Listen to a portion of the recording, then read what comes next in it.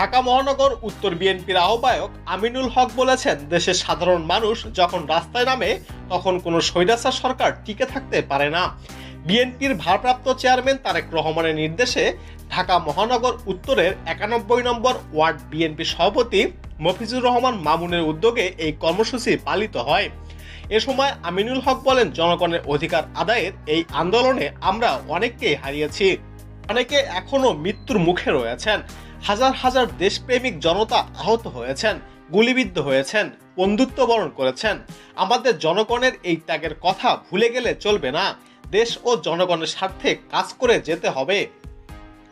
বিগত সরকারের সমালোচনা করে তিনি বলেন, জনগণের আন্দোলনের মুখে বিদেশ পালিয়ে গেছেন স্বৈরাচার শেখ হাসিনা, সেখানে গিয়েও তিনি দেশের জনগণের বিরুদ্ধে ষড়যন্ত্র করছেন।